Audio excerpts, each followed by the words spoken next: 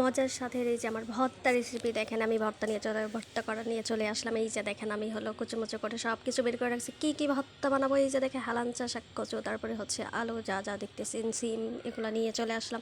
এই যেটা হলো হেলাঞ্চা শাক, এটা আবার ভাইবেন না যে আমি কুড়াইয়া নিয়ে আসছি। এটা হচ্ছে আমি বাজার থেকে কিনে নিয়ে আসছি। ঢাকা শহরে কোথায় আর কুড়াইতে যাব, যদি জায়গা থাকতো তাহলে কুড়াই নিয়ে আসতাম।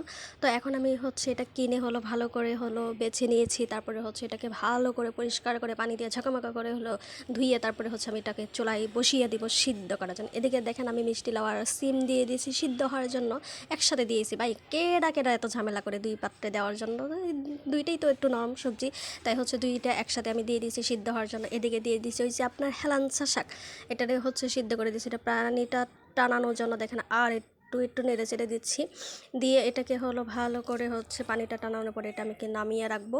এদিকে দেখতে পাচ্ছেন আমি হলো ছোট্ট ছোট্ট আলু এটার তেলে ভাইজা রাখছি, এটা কচু সিদ্ধ করে রাখছি। এটা হচ্ছে তারপরে পাটাই যাব বাটাবাটি করতে, তার মধ্যে ডালটা ভিজিয়ে রাখছিলাম, ওটাও আমি হচ্ছে ধুয়ে নিলাম। এদিকে মরিচ ভেজে নিলাম। তারপরে হচ্ছে দেখেন এই যে মরিচ, পেঁয়াজ, রসুন সব আমার এই যে ভাজা হয়ে গেছে। এখন এটাকে আমি হচ্ছে নামিয়ে রাখবো। ওদিকে আগে থেকে আমি শাকটা নামিয়ে রাখছি, এটা হচ্ছে সিদ্ধ হয়ে গেছে, এটা আমি নামিয়ে রাখবো। নামিয়ে রেখে দেন হচ্ছে আমি তারপরে পাটাই যাব বাটাবাটি করতে। তো আপনাদেরকেও দেখাবো যে পাটায় কীভাবে আমি বাটাবাটি করে। এটা হচ্ছে ডালটা যে ভিজিয়ে রাখছিলাম ওটাকে সিদ্ধ বসিয়ে দিলাম, তার সাথে রসুন কয়েক কুয়া দিয়ে দিলাম। তো রসুন দিলে মানে সেন্টটা অনেক মজা হয়। তারপরে এই যে দেখেন আমি ডালটা আর হচ্ছে মিষ্টি লাউ যেটা, এটা দুইটা হাতে আগে ভালো করে হচ্ছে মেখে ভর্তা করে নিলাম, সর্ষের তেল একটু বেশি করে দিয়া। সর্ষের তেলের ভর্তা কী যে মজা লাগে, আর খাঁটি সরিষা হলে তো কোনো কথাই নাই। তার মধ্যে যে সিমটা সিদ্ধ করে রেখেছিলাম, ওটা আমি চিংড়ি মাছ ভেজে ওটাকে দিয়ে হচ্ছে আমি ভর্তা পাটাই করে নিচ্ছি।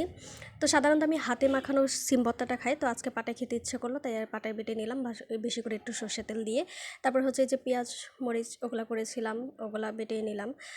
তারপরে হচ্ছে এই যে দেখতে পাচ্ছেন কচুটা বেটে নিলাম, তার মধ্যে একটু কাঁচা পেঁয়াজ দিলে মানে গালে পড়লে অনেক মজা লাগে। তারপরে যে আপনার হচ্ছে এটা হচ্ছে এই যে শাকটা যে আমি সিদ্ধ করে রাখছিলাম হেলাঞ্চা শাক, এটাও দিয়ে দিলাম। আবার কাঁচা পেঁয়াজ একটু দিয়ে দিলাম, কারণ এটা গালে পড়লে অনেক মজা লাগে, মানে কী পরিমাণ মজা লাগে। এটা আমার প্রিয়, আপনারা কীভাবে খান আমি জানি না। এটা হলো চিংড়ি শুটকি। তো এটা আমি ভালো করে বেটে নিচ্ছি, বেটে হচ্ছে দেন সর্ষে তেল দিয়ে ভেজে। এই হলো আমার ভর্তা রেসিপি। টাটা।